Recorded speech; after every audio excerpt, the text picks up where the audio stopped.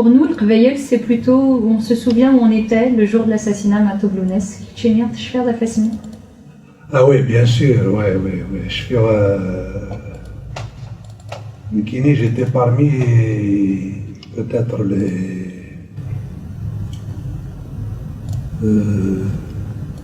les personnes qui étaient arrivées sur le lieu de l'assassinat même, juste après, peut-être 5-6 minutes, pas plus d'une dizaine de minutes après l'assassinat de Lounès. D'ailleurs, moi j'ai vu Lounès en plein fossé, voilà, quand il était assassiné, quoi. Donc ça peut pas s'effacer comme ça. C'est des moments vraiment atroces, c'est des moments qu'on ne peut pas oublier. Qui t'a informé? Personne ne m'a informé, c'était le moment où je descendais à Tizi Ouzou pratiquement tous les jours à ce moment-là. Vers 13h, je démarre de chez moi. Donc c'est le hasard? C'est le hasard, oui. Exactement, c'est le hasard. Donc j'étais à Benidouala. Je me suis arrêté à peu près une dizaine de minutes à Benidouala. Autrement, j'aurais été sur les lieux juste au moment de l'attentat, quoi. Je dis le hasard, mais en fait, on pourrait plutôt dire le destin. Oui, le hasard et le destin, c'est voilà. Et alors à ce moment-là, quand tu t'arrêtes, tu vois la scène, qu'est-ce que tu ressens à ce moment-là? Tu es horrifié? Tu as peur? Qu'est-ce que tu fais, Kchin? Non, peur, non, j'avais pas peur. Parce que ça servait à rien d'avoir peur, quoi. On était dedans, quoi. On était dans tout le climat qu'il y avait à cette époque-là, quoi. Donc, on était dans l'engrenage, on faisait partie de... Voilà.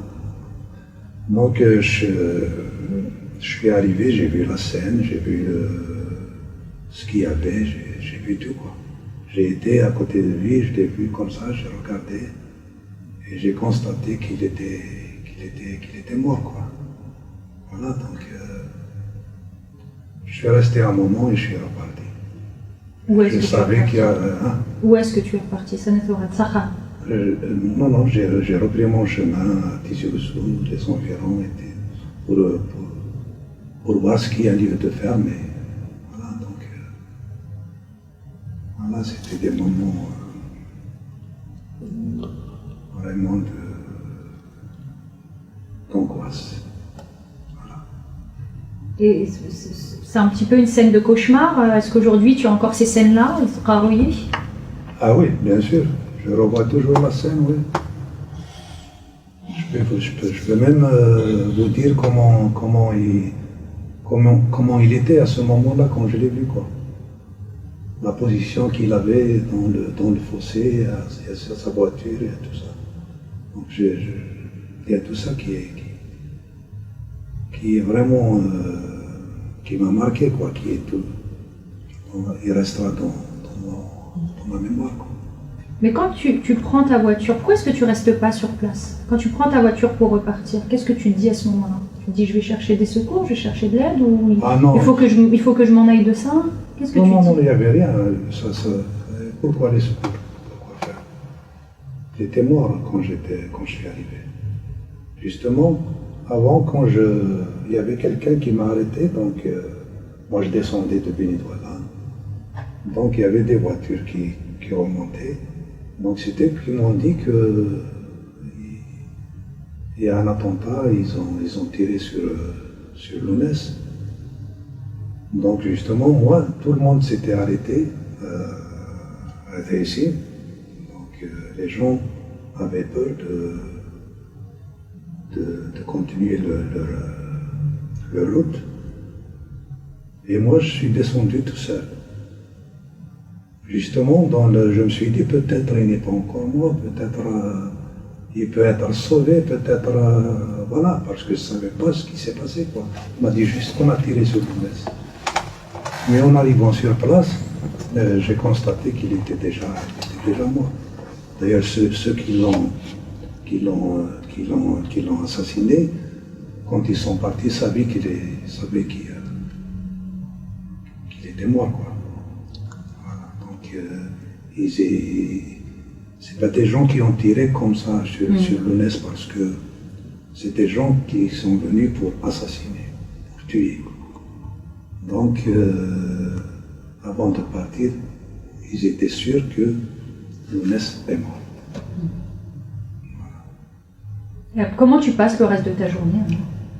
Où ça? Enfin, toi, tu pars avec les Tizi-Ouzou, Oui. Et comment est-ce que tu arrives à passer le reste de ta journée avec ces images atroces? C'est pas facile. Il y a tout un voile, il y a tout un flou, il y a tout. On n'arrivait pas à savoir ce qu'il fallait faire, ce qu'il ne fallait pas faire. Alors, il y avait des émeutes, il y avait des choses qui se sont passées en Kabylie même pas. Voilà, on n'arrivait pas à mettre des mots sur ce qui s'est passé, quoi. C'est comme un cauchemar, c'est comme... donc il faut un temps pour déjà se mettre dans la tête que Lounès est mort, c'est fini, donc vous voyez.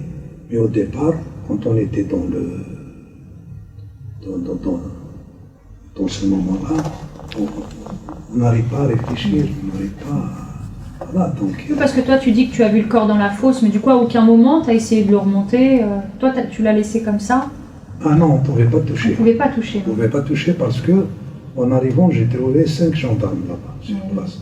Donc il y avait déjà les premiers gendarmes. Prise en charge. Voilà, les premiers gendarmes qui sont sur les lieux déjà. C'est les premiers qui sont arrivés.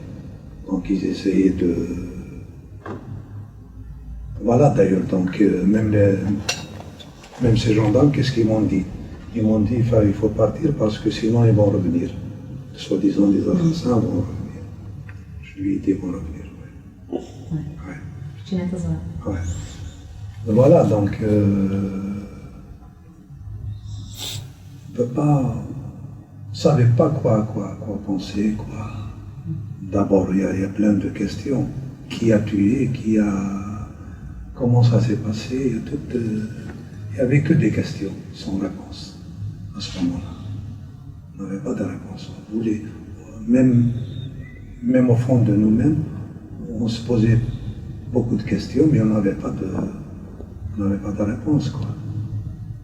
Voilà, donc... mais heureusement, l'artiste n'est jamais mort. Le militant, le combattant, restera vivant jusqu'à la fin de...